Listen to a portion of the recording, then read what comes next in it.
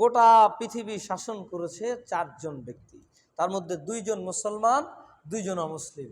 অমুসলিমদের মধ্যে সেকেন্দার ইউনানি, আর দ্বিতীয় জন হলো বুখতে নসর, যাকে নেবুকেট নজর বলা হয়। এরাও তো গোটা পৃথিবী শাসন করে গেছে, কিন্তু এরা আল্লাহর দেখানো পদ্ধতিতে শাসন করতে পারেনি, সুতরাং এরা ব্যর্থ। আর বাকি যে দুইজন যারা মুসলমান ছিল, গোটা পৃথিবী শাসন করেছে, একজন হজরতে সুলাইমান আলাইহিস সালাতু ওয়াস সালাম, দ্বিতীয় জন যুলকারনাইন।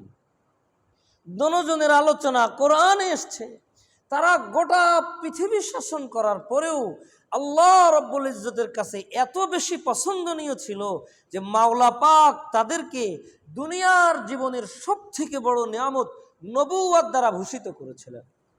হজরতে সুলাইমান আলাইহিস সালাম, হজরতে দাউদ আলাইহিস সালাম নবী হওয়ার সাথে সাথে রাষ্ট্রনায়কও ছিলেন।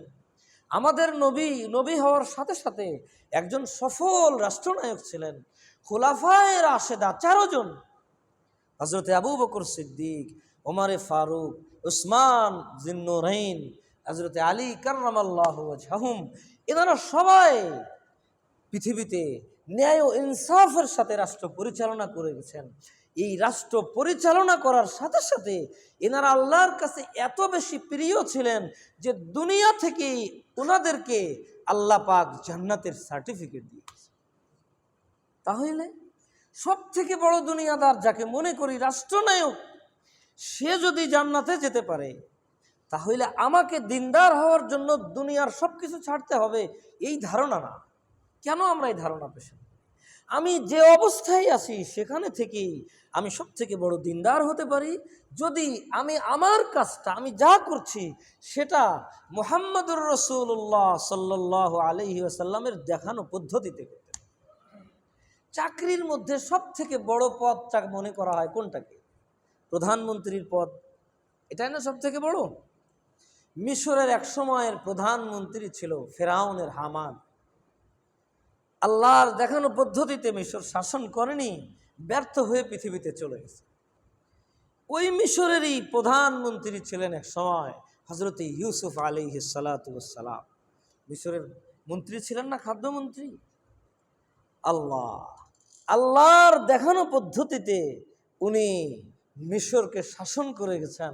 শুধু চাকরির সব থেকে বড় পদে থাকা সত্ত্বেও উনি দুনিয়াকে দেখিয়ে গেছেন যে দেখো, আল্লাহকে সন্তুষ্ট করে সব থেকে বড় পদে থাকা যায়।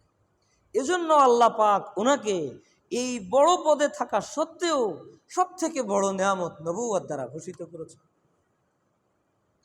ব্যবসা বাণিজ্যের কথাই যদি আমরা আসি, কারণ সব থেকে বড় সম্পদশালী ছিল এই পৃথিবী। মুফাসসিরিন কিরাম তো লেখে কিয়ামত পর্যন্ত তার মতো সম্পদশালী কেউ আসবে না। কোরআনে আল্লাহ পাক তার সম্পদের বিশদ বিবরণ দিয়েছেন যে তার সম্পদ যে সমস্ত গোডাউনে হেফাজত করা হতো, এই গোডাউনগুলার চাবি বহন করার জন্য একদল অত্যন্ত শক্তিশালী মানুষের প্রয়োজন। শুধু চাবি বহনের জন্য উলিল কুওয়া, শক্তিশালী একদল গোলামের প্রয়োজন। এত বিশাল সম্পদ আল্লাহ তাকে দিয়েছিল, কিন্তু সে আল্লাহর দেখানো পদ্ধতিতে সম্পদ উপার্জন করতে পারেনি, আবার আল্লাহর দেখানো পদ্ধতিতে সম্পদ ব্যয় করতে পারেনি। সম্পদের ক্ষেত্রে 2টা বিধান মনে রাখতে হবে। শুধু হালাল পদ্ধতিতে সম্পদ উপার্জন করলে হবে না। আমি উপার্জন তো করছি হালাল পদ্ধতিতে, কিন্তু ব্যয় যদি হারাম পদ্ধতিতে হয়ে যায় তাহলেও আমি ধরা খাব। যেমন হালাল পদ্ধতিতে উপার্জন করতে হবে, ওই রকম বৈধ স্থানে আমাকে সেটা ব্যয়ও করতে হবে। কিয়ামতের ময়দানে সব বিষয়ে একটা প্রশ্ন হবে, সম্পদের ব্যাপারে 2টা প্রশ্ন হবে। মিন আইনা ইকতাসাবাহু ওয়া ফিমা আনফাকাহু, যে কোন উৎস থেকে সে সম্পদ উপার্জন করেছে এবং কোথায় কোথায় সম্পদ ব্যয় করেছে। সুতরাং আমাকে শুধু হালাল পদ্ধতিতে উপার্জন করলেই হবে না, যে ওখানে একটা হারাম নাচ গানের আসর বসছে, আমি 5,000 সেখানে ডোনেট